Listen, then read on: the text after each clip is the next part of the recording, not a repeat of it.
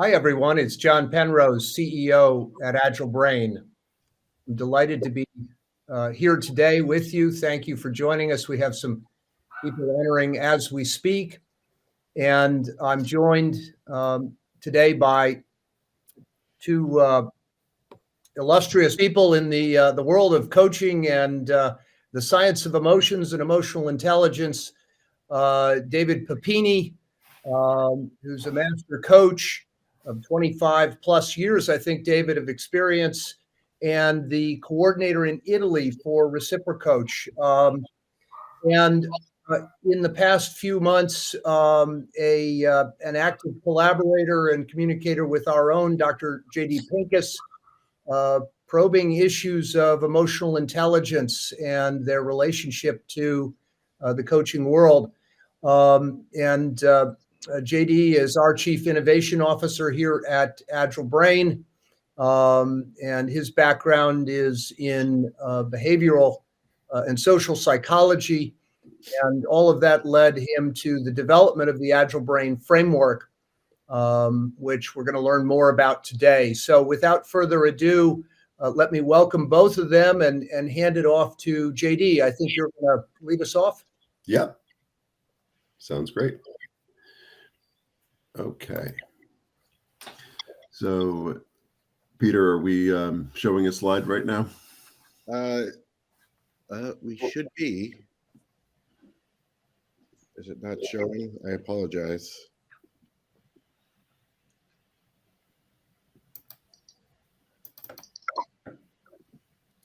There we are. Okay. Yeah. All right. So glad to be here. Welcome, everybody. So emotions, why do emotions matter so much? Over the past, 20 years or so, there's been a sort of revolution in psychology where the role of emotion has changed dramatically. Before, it tended to be something that was seen as a kind of an afterthought, sort of a distraction or almost an annoyance in our cognitive functioning. What's happened since fMRIs have been invented and the field of behavioral economics has come into fruition, we've seen that emotion is actually primary. Emotion is the first thing that happens. So when there's a threat or opportunity in the environment or within ourselves, an emotion is triggered. Emotions are subconscious processes that get kicked into action and that basically read out. They kind of, it's like an unconscious program, like in a computer that's activated. It causes physiological arousal of a certain kind. That then ripples into consciousness as feelings. Then it affects our thoughts. Our thoughts are actually colored by our feelings. And then eventually that leads to behavior. It all begins, though, with these emotion processes that are largely subconscious. And that's really important because for 100 years in psychology, people hadn't really evaluated emotions. They hadn't really know how to measure them. They've tried in some very, primitive ways to look at things like, whether you're sweating or your heart rate is increasing, but they really couldn't get at the content of what the emotion meant to you. So that's sort of why we created Agile Brain. And we can go to the next slide. So another reason for Agile Brain is that all the current approaches that seem to get at how people are feeling tend to be cognitive, not emotional. So for the past, 50, 60 years in psychology, we've been asking people on, with text and numeric scales to rate how they're feeling. That introduces a whole series of biases. One is that people don't want to say how they're feeling. That's the won't say, this guy. They don't want to reveal how they're feeling because of how it might make them look. Maybe they look foolish. Yay says, all the way on the other side, this guy. People who will agree with whatever you put in front of them because they're people pleasers. They just want to, please the experimenter. And the most pervasive problem is the one in the middle, the can't say. This is because emotion processes are largely subconscious. We simply don't have access to what exactly is going on. And we only become aware of it when it comes into consciousness through feelings. And those feelings are often very, ill-defined. So we need something that was able to kind of quantitatively, reliably able to measure the content of emotions.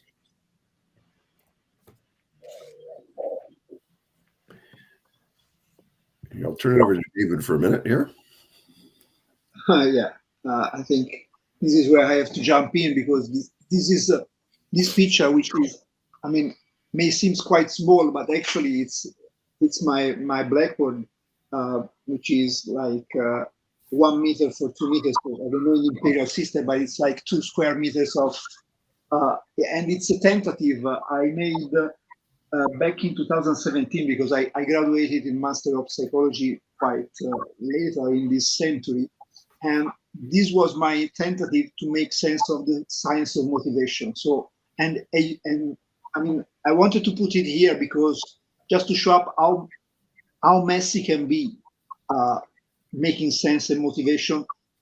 In this case, I was preparing for an exam with a colleague of mine, but if you take this and you try to put this in your, I don't know, coaching practice, it becomes kind of a nightmare actually. Or the risk is you follow a theory just for the sake of the theory, but usually it's not quite effective.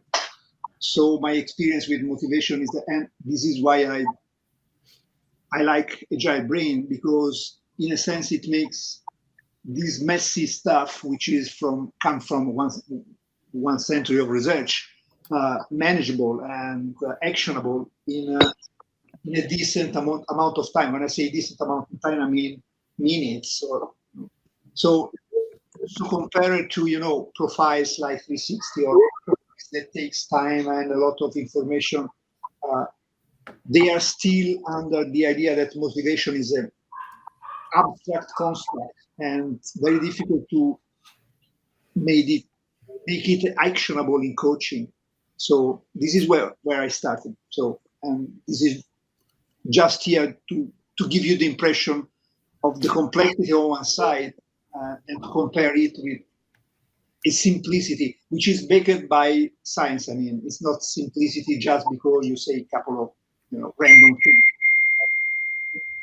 things. Noise. So basically, this is the idea. Okay. Great. Thanks, David. So what is Agile Brain? It's really the synthesis of 3 different scientific threads, 3 different sets of insights that come from neuroscience. The first of these is what David was just talking about. And I was really happy to see on his slide, he's listed out names like McClellan, Hull, William James, Maslow, all of these sort of, towering figures in motivation theory. As it turns out, there's 106 different mini theories of motivation, and that those names are just the tip of the iceberg. There's a ton of them out there. What Agile Brain does is to synthesize all of that into a very easy to understand model that is comprehensive and also understandable. The next piece of it is that it uses images instead of text. We talked about the fact that, for years, people have used written statements and then you agree or disagree on a scale of numbers. That is profoundly not aligned with how emotions work. It basically forces you into a cognitive mode, and that's not what we want. Images, on the other hand, are very good at eliciting emotions and measuring them. We actually can process images 10,000 times faster than text. And the last piece here is the time course of image processing. The godfather of neuroscience, Antonio Damasio, discovered that there's a time course of neural activity in the brain that goes on when you see an emotionally evocative image. Essentially, you have an emotional response before you're able to think. And that's what Agile Brain does, is to limit your responding time to within that period where you have to respond with your emotions. And here we have a quick video, which kind of give you a little bit of background on Agile Brain.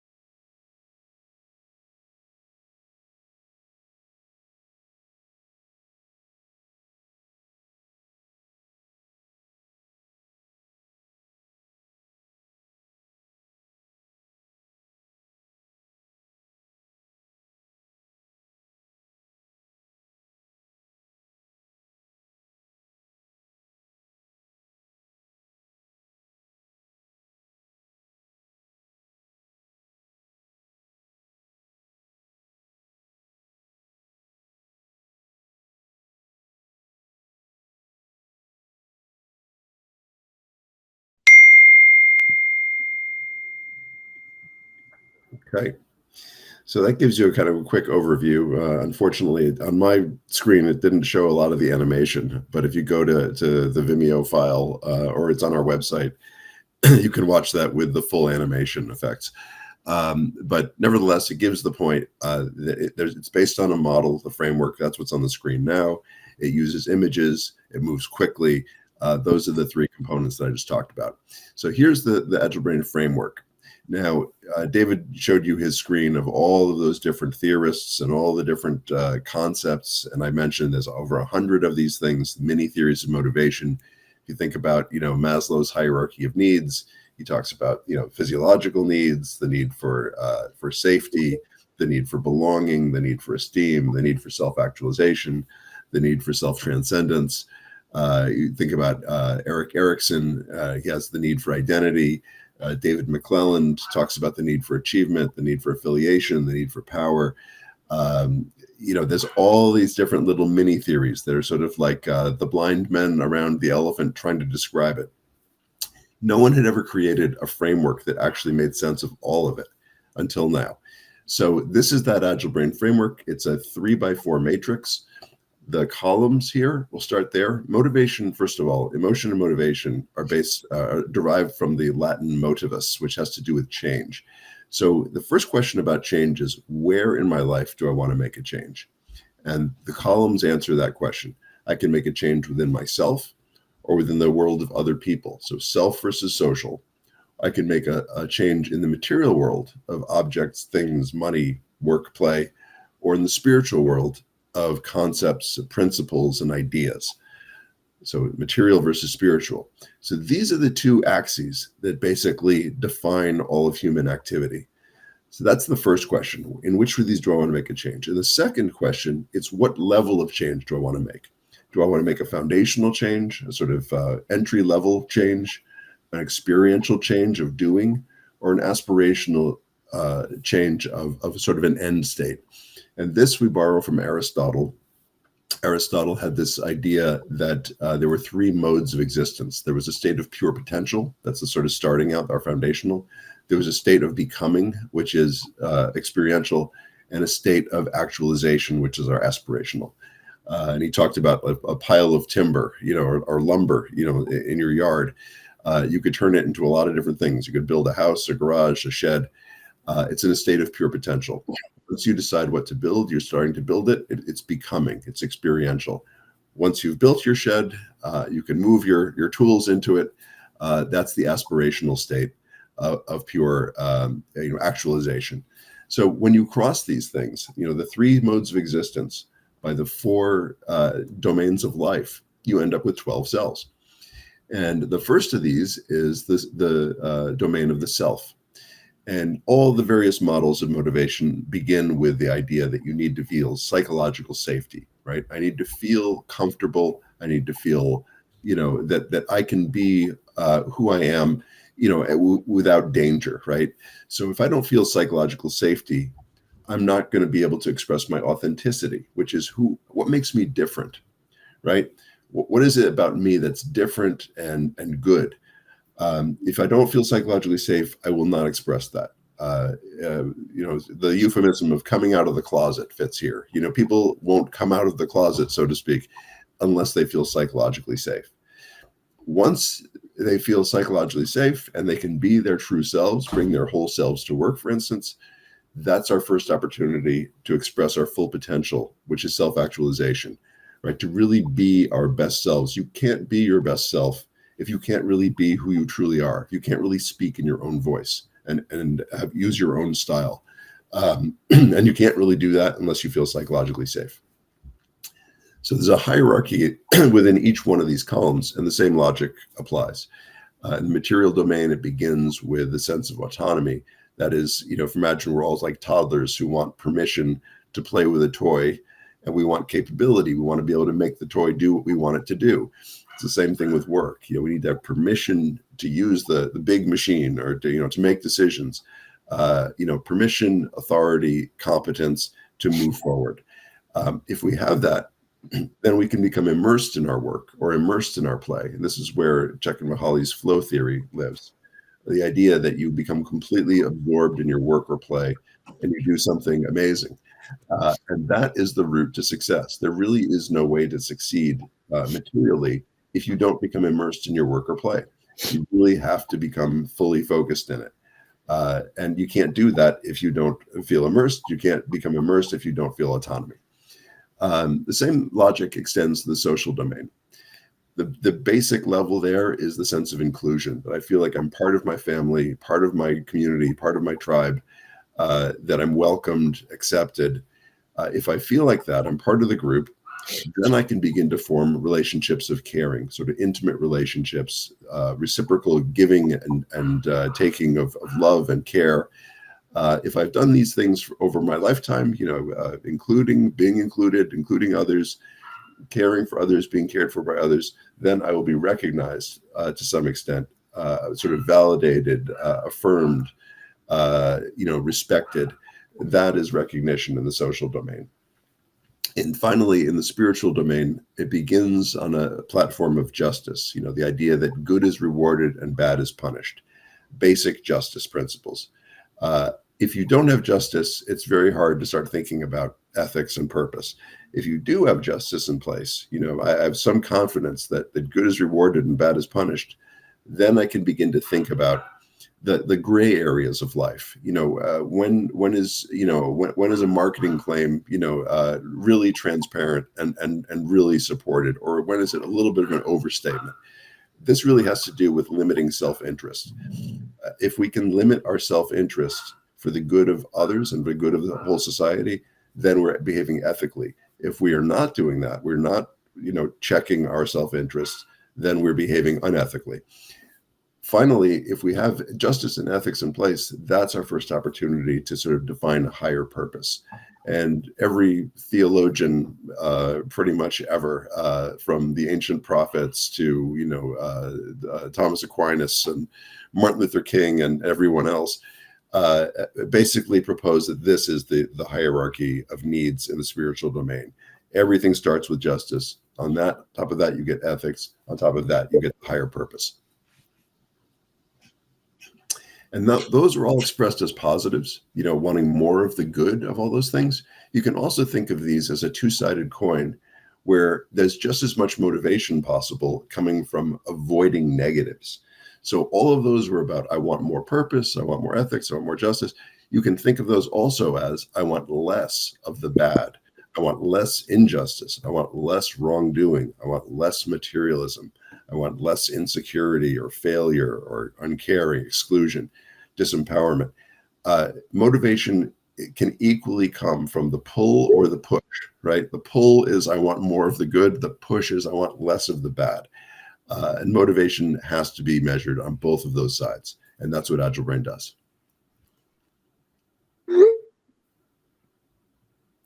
And here is a sort of typical result we might see. This is the way I kind of give you a first exposure to how you interpret this. The darker the blue shading, the more activation there is. And it's an important point to mention that all of us have all 12 of these needs all the time. What Agile Brain measures is not the existence of the need. We know that it exists in everyone. It's how much is it met? How much is that need fulfilled? So if it's a sort of white color, very, very kind of pale, then that means that need is pretty settled. It's pretty well met. So in this particular case, authenticity, immersion, success, recognition, purpose, those are pretty well met needs for this group. We see some activation in potential and inclusion, sort of a medium blue color. So actually a little bit elevated. A little bit less elevated across the bottom, safety, autonomy, justice, ethics. But the most activated of all is caring. So this group or person would have had, a pretty strong unmet need for care. And then we go to the next slide. We can see one more view of this, which is for the more activated cells here, the ones that are darker blue, where there's more activity there. So we can actually look at how much of it is coming from the wanting more of the good versus wanting less of the bad. So wanting more of the good is that little pie chart, the little blue in there. and the orange is want less of. So we can see here that the need for inclusion in this profile is coming only from wanting more of the good. We can see that their caring motivation is coming primarily, 3/4 is coming from wanting more of the good, with a little hint of wanting less of uncaring. And when it comes to potential, it's a little bit more of it. It's about 2/3 is coming from I want more of the good, and 1/3 is coming from I want less of the bad. And it turns out this was conducted on a group of ICF coaches on the West Coast in the US. And they, this profile resonated with them. This was a group result. We sort of aggregated a bunch of profiles to get to this. Essentially, it's a very caring profession. They resonated with the fact that they're all about inclusion. They like it. They want more of it. They feel a little bit, disconnected sometimes because a lot of it's done on Zoom. So they're in their room with the door shut, and have their sort of coaching mask on. So inclusion was a real need for them. Caring, it's a caring profession. They love to care for people, and that's something that's sort of a chronic need. They always want more of that, with a little smidge of feeling uncared for. And then it's a small business. So you can imagine there'd be quite a bit of struggle. That accounts for that wanting less of in potential. A bit of the struggle to try to reach your full potential, but mostly it's about helping you and your client become the best they possibly can be. And that's why we see that blue in potential. So it makes sense. These things always make sense. They resonate really well with people. When we ask, clients to rate how well this resonates with their, what's going on with them, we have, I think it's over 90%. Choose the top box on a 5-point scale saying, yes, this is exactly right. So it's a very effective way to kind of quickly get to what's going on emotionally. And I'll turn it over to John briefly for this next slide. Yeah, thank you, JD. So I wanted to just touch on how people are using Agile Brain in their practice. The principal way we anticipated when we launched Agile Brain was that it was an opportunity to measure someone's emotional needs at a particular time for a particular prompt. And so as a coach, you can choose the prompt that you want to focus your client on. That might be around career or relationship or values or any number of different focusing prompts. And that you would use that as a kicking off point, kind of at the top of that wheel, and use that to understand your client's current situation emotionally and integrate that into your coaching plan. So kind of take Agile Brain, step 1, step 2, review those results and explore what may be emotionally activated, what unmet needs need to be incorporated into your coaching plan. And so that's step 3 at the bottom. And then ultimately monitoring progress by implementing Agile Brain again on a periodic basis. We recommend anywhere from each month to every 3 months. To check on progress and see if, in fact, the coaching work is yielding results, positive benefits. And when we talk about positive benefits, we typically talk about going from areas of high activation, large sets of unmet needs, lots of dark blue shades on that Agile Brain framework, towards areas of less activation, paler shades of blue, less needs that are activated, and also from areas of negativity to areas of much more of a positive lean. And so for those most activated cells, less orange in the contribution, less negative emotional needs present. And much more positive. And so tracking emotions through the coaching process was our our core use case, if you will, for Agile Brain, right there in the middle. It turns out that coaches are very creative and entrepreneurial, and so they've used it in any number of scenarios, and we're going to look at a few of those, all within the context of delivering coaching services. But also, they took it outside of the bounds of the service delivery and used it to support their business development, prospecting for new clients, and reactivating past clients.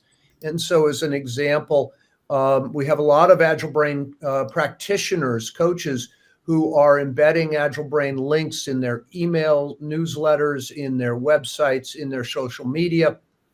And oftentimes they'll find out that someone has seen the post or the link and taken Agile Brain and clicked schedule a debrief on your calendar. And all of a sudden you come in the morning and you see that you've got a debrief that day with someone you've never met before. The beauty of Agile Brain is in 3 minutes, it generates tremendous insight and sparks a positive conversation. As JD mentioned, over 90% of Agile Brain users say that something in the results really spoke to them. It resonated with them. And so many of our coaches find this as a great way to engage prospects or groups of prospects if you are members of different groups. Other coaches have also used it to reactivate past clients, sending out a link to Agile Brain and saying, "Hey, we haven't talked in a little while. Why don't you take this quick assessment and schedule a debrief, no charge for that session." And all of a sudden, they're having a powerful conversation with a client that they may not have touched base with in quite a while. So we're really excited to see how Agile Brain is being used by coaches, and we look forward to seeing how you'll use it. And we welcome you to the community. Where do we go from here, Peter? There we go. Great. JD, do you want to Sure. see what we're here? Yeah, I can introduce this and then hand it off to David. Okay.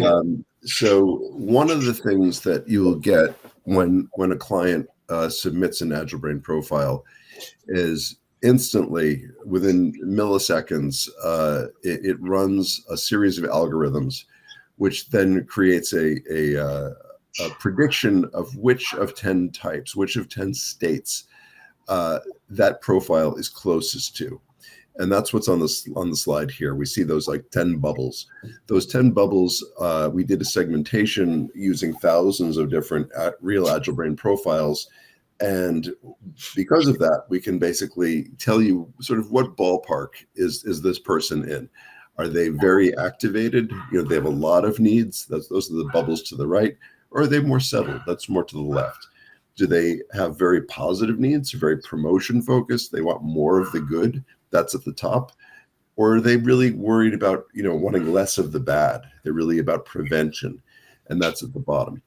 And so here's an example. This was David's client who got classified as equality seeking. And you can see some of the sort of statistics that go along with that. The degree of activation, the positivity, how big that group is, what the pattern of their needs looks like in our 12-cell matrix.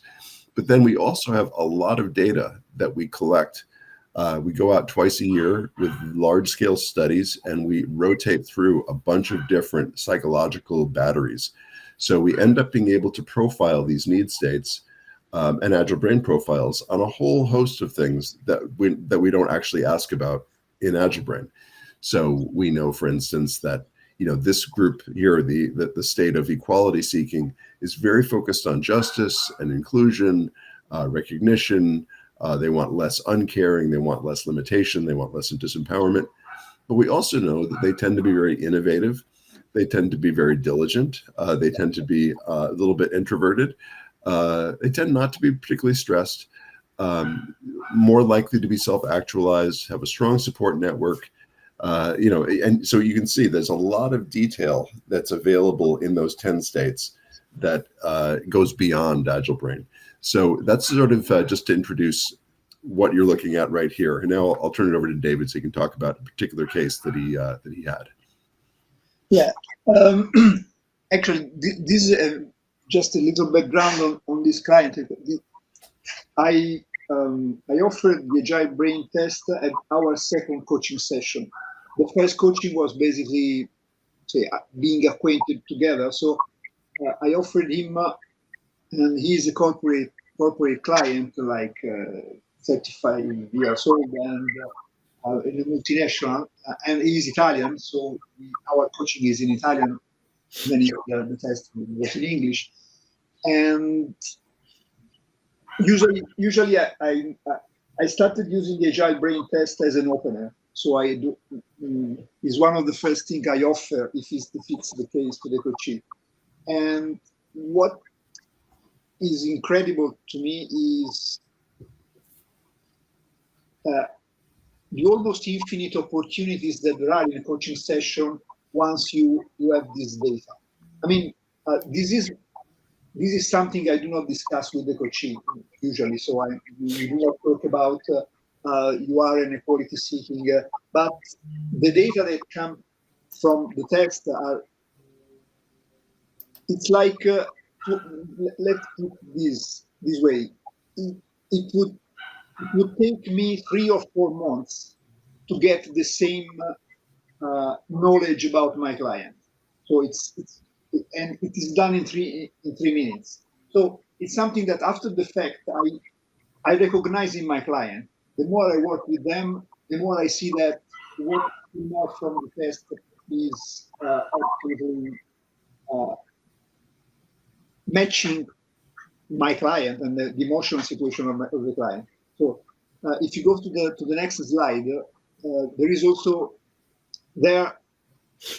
I would like to talk a little bit about the effect on the coachee, on the client of this, because this is what we discuss in a session.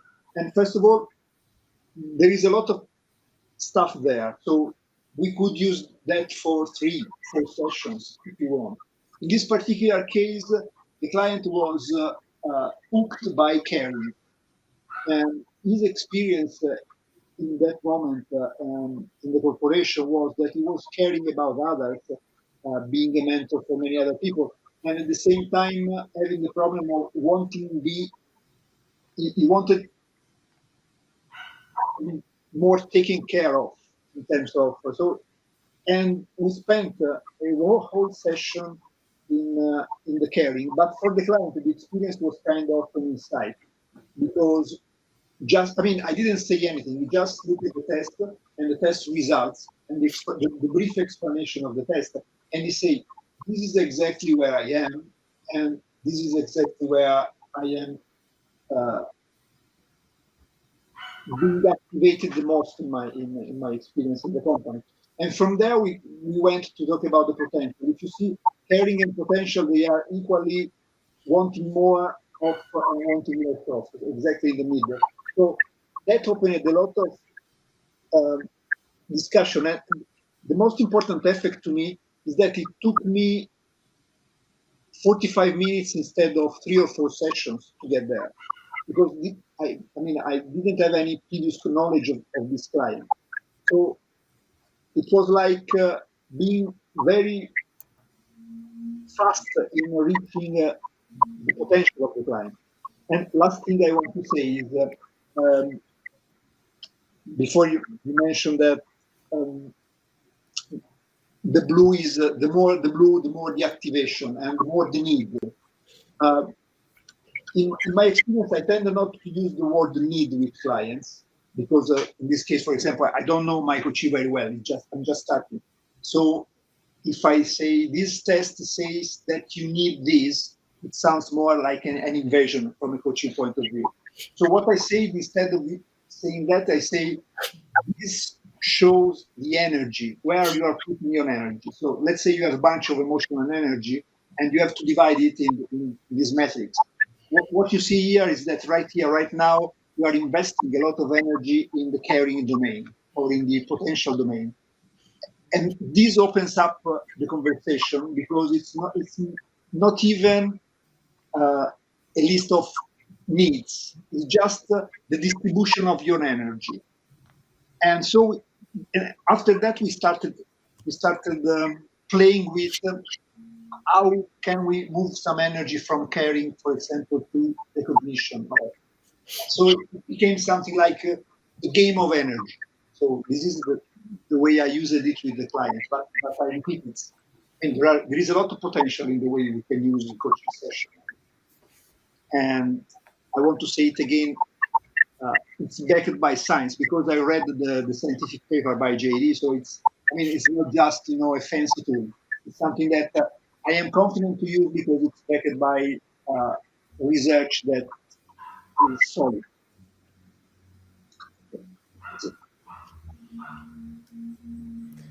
All right. Okay. Do you want to do this one, John?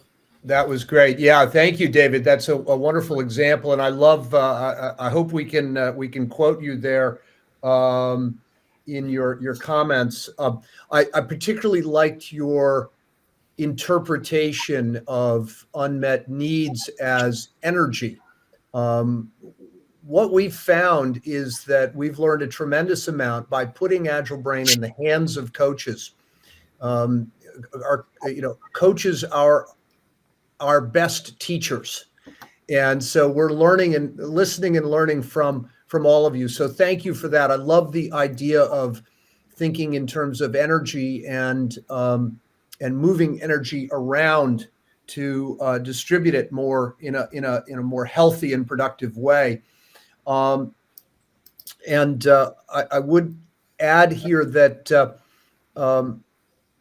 we do a monthly coaching forum. All community members, Agile Brain members, are invited to join, and it's a very fascinating conversation. We also have office hours twice a month where all Agile Brain community members are welcome to join for 5 minutes to ask a question, or for the full hour to network, meet other coaches, and share best practices. And that's a perfect example of a best practice, David, around talking in terms of energy.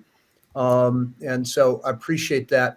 I wanted to just review a few of the use cases that some of our Agile Brain practitioners, coaches have found for Agile Brain. One is what we call an icebreaker, which is a get to know you process. And it sounds similar, David, to what you did in your second coaching session with your client. And so in this case, we had a coach who had been working with a client for a few sessions and had been struggling to really break the ice, to really start to be productive. And so they had just learned about Agile Brain and used Agile Brain with this client, and it broke through, and the conversation became really positive really quickly.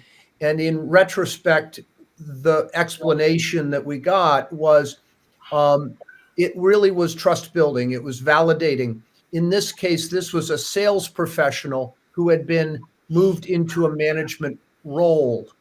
And so you can see in their Agile Brain profile, they are pretty settled everywhere, except in the material domain, that second column, where their immersion and success were lit up, were highly activated. I might say there were unmet needs there. David might say there was a lot of energy there. You can also see there's a lot of orange, which means that there is a lot of negative energy that's being contributed here. It turns out that this was a salesperson who was quite good at selling, and as often is the case in a company, they promoted the best salesperson to be the manager. And it was a very poor fit for that sales manager. He was really struggling in that new role. Instead of being on the phone and out selling, he was on the computer filling out forms and tracking results. And that's negative immersion. He wasn't in the zone. He wasn't in the flow of work. He was bored and doing administrative work that was really frustrating to him. And furthermore, he went from a situation where he had had tremendous success as a salesperson. In English, we often talk about salespeople as ringing the bell. You ring the bell every time you log a sale. This was someone who rang the bell. And now he was not ringing the bell. He was managing the sales team and trying to meet a number that he didn't have control over. It was a very difficult situation for him. And Agile Brain was the way to unlock that conversation. And so 3 minutes led to a powerful conversation in this case. Let's take a look at another case. In this case, we had a coach, an ICF coach, who in November of 2022 did an Agile Brain profile on the left that you can see had high activation and lots of orange in those activated cells, indicating unmet negative emotional needs, negative energy present.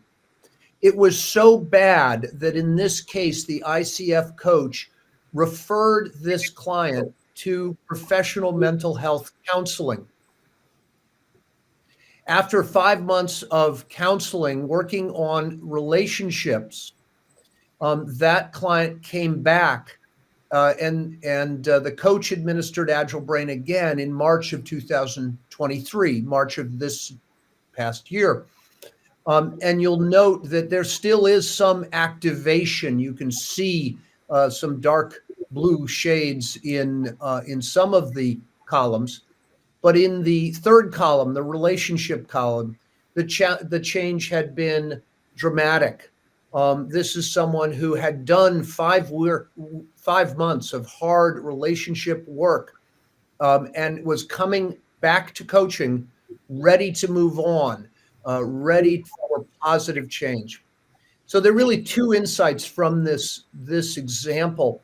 One is you can use Agile Brain upfront with a new client to understand where they are, and if the case is as exaggerated, as significant, as activated as this one, then you might consider this person a candidate for other types of professional care, mental health, or therapy. And that, of course, is a really important issue in the ICF world, understanding the boundaries between coaching and other types of care. The other thing that I think is important here is that you can track progress with Agile Brain over time.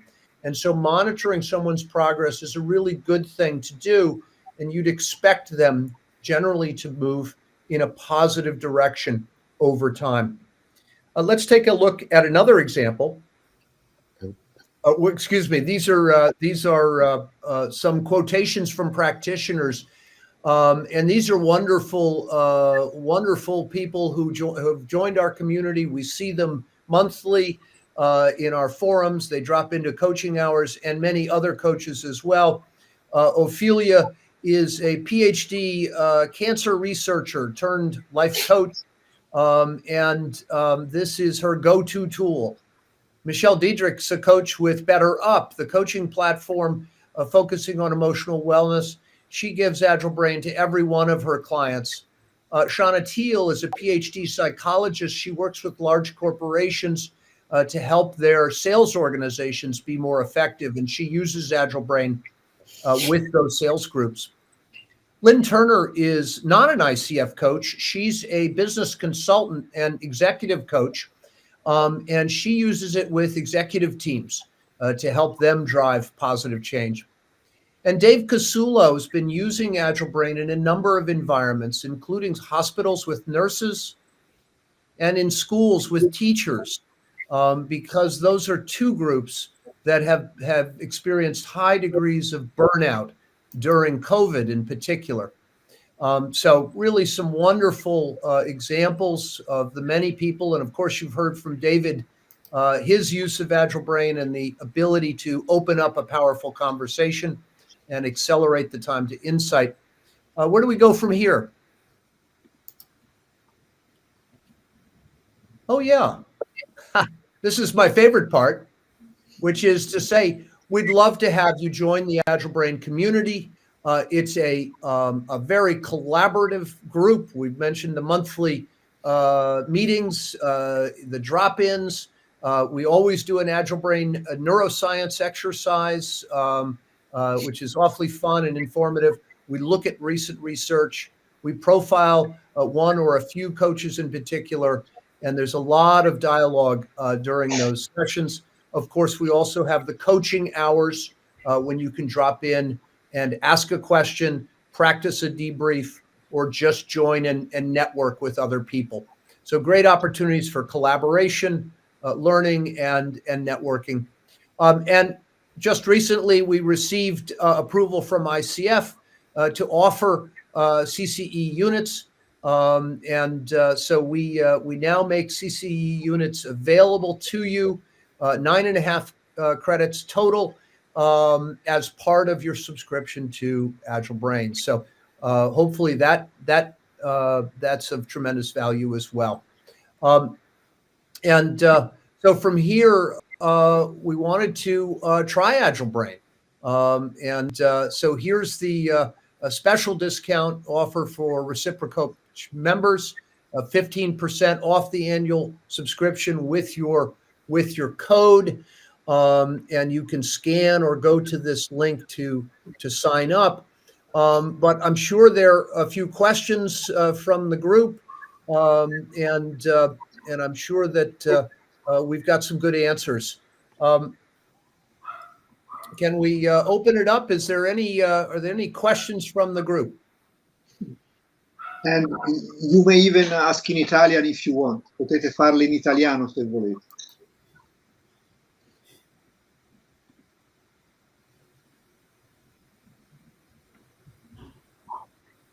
I guess not. All right, I see some coaches there. Any questions? Has anyone actually tried Agile Brain yet?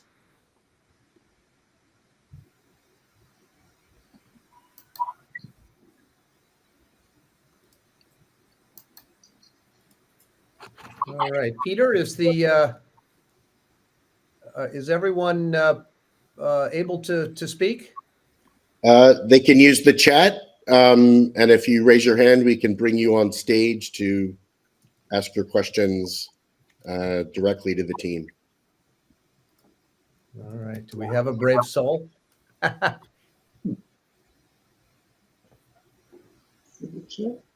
All right. So I've got a question for David, and that is, David, how did you find Agile Brain? What was the connection? That's a good question. I don't remember. I mean, I remember reading the papers, and actually, I have a lot of background in emotional intelligence. So but I don't recall actually. What I recall is that it was, I mean, it was immediate love, I would say. I don't know, because it's like I'm a kind of skeptic, you know. And so usually I don't use many tests. But I have, let's say, I keep an eye on everything that happens in the emotions, emotional intelligence. That kind of stuff. I wrote a book 10 years ago about called the Taste of Emotions. So emotions is a sensible topic for me, and I guess I found somewhere on the internet the link. But it was in the early times, so it was the first version of the website, and so I read the paper by JD, and I found that, I mean, something new happening in a world that it sounded like, you know, always the same stuff about emotions sometimes. I mean, not in affective neuroscience, but emotions outside of the academy was still kind of boring for me as a practitioner, I mean. And Agile Brain stood out from this. And so. Yeah. And one question that people might be wondering is, will we be able to have Agile Brain in Italian? Yeah. And the answer to that is yes, or I guess C, yes. We will be we will be deploying this coming year Agile Brain in Italian. It's available, of course, today in English, and many people, of course, speak English. And the beauty of the assessment is that it is largely image-based, and so the images don't need translation. But even so, we will be deploying in English. We deployed in our first foreign language, Ukrainian, in late September of this year. And that was to help our friends in Ukraine during their time of need. All coaches, ICF coaches in Ukraine have free access to Agile Brain during the course of the hostilities there. And we've now got 3 groups active and several dozen coaches using Agile Brain already. So we're very excited about that in Ukrainian. And we are deploying the capability to make language much easier. So with luck, we'll have Italian and Spanish and French and German, some of the most important languages in Europe available as quickly as we can this coming year. Yeah. Yes, and I mean, as a reciprocal coach Italy, I'm committed to propose the tool to our community in 2024. So we will keep talking about the Agile Brain, and we will keep also offering the recording of this meeting, and the information will be. It's something that next year we will keep offering to them. I think that'd be wonderful, and we'd welcome to have some of the other participants here on the call join us on the platform. I think you'll find it fascinating, and all. JD, any final thoughts? No, I just, I put some things in the chat for, links to the scientific papers if people are interested in that. If anybody has any questions about it, or any, just want to talk about it, the framework and, how we use it, why we use it, what its potential is, feel free to reach out. It'd be great to chat with any of you. That'd be great. Perhaps we can put, Peter, can you put an email contact in the chat? Yep, I can do that. Great. All right. Well, greatly appreciate your participation. I think we'll be putting this recording up on the website so that other people can watch it in the future. But with that said, we want to respect your time. The hour is just about up. And unless there are any more questions, we will say goodbye. Arrivederci. Does that, David? Is that what we would say? Yeah. Or ciao. Or ciao. Ciao. Of course. All right. Thank you so much. Ciao, then. I really appreciate it, David, your participation, your enthusiastic embrace, and we'll look forward to working closely with you to get Agile Brain deployed in Italy and in Italian. And if we don't see each other before, have a very Merry Christmas and Happy New Year, Happy Holidays to all of you. Yeah, Happy holidays. Thank you so much. All right. Thank you. Cheers. Bye-bye.